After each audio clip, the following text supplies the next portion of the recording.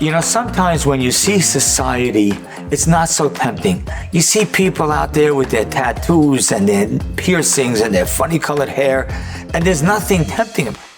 But then you'll see someone within our own communities, and you'll see a couple walking in the street, and everything looks perfect. Mother, father with a little baby in the carriage, and you're like, wow, I wish I had that.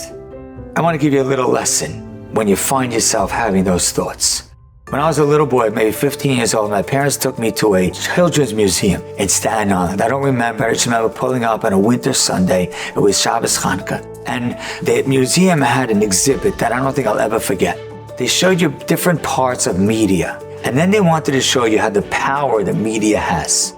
And they showed you on a screen a scene. A man was walking, a white man walking with a designer suit, designer shoes, groomed hair, and attaché case. He's walking on the sidewalk, parked cars on the left, and a house on the right. And as he's walking, minding his own business, out from behind the parked cars comes an African-American man who jumps the white man and shoves him against the wall. It's so clear that you're seeing a mugging.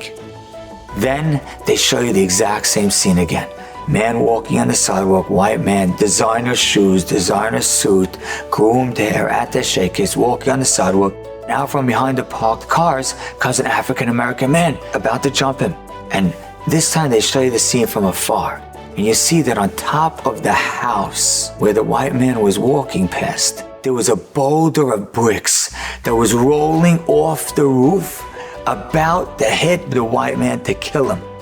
The African-American man who jumped from behind the cars and shoved him against the wall wasn't mugging him, he was saving his life. I want to tell you something that comes from a lot of experience. When you see a scene, you don't always know what you're seeing. Sometimes you see a couple and you're like, wow, their life looks magnificent, and they're frum, and they're erlich, and they're dressing modest, so it's like, it looks even more innocent to you. Don't ever get fooled. You never know what they're dealing with. You never know what it is. I would tell you from experience of being a Rav for over 20 years, I can't tell you how many couples have sat in front of me that seemed perfect. Their life seemed unbelievable, and their life was such a struggle. Don't ever get fooled by the scene, because there's always more in the scene that you don't see. And even if they're not struggling, don't think, oh, if I would have this, and if I would have this, so many times, if I would have this, and I would have this, then something else would have been, and something else would have changed, and your life wouldn't be nearly as good as it is today. So stop thinking, stop guessing. Because when you think that you're using your imagination and you say to yourself, if everything in my life was the same, but if I flip this one thing, everything would be perfect, your mind is lying to you.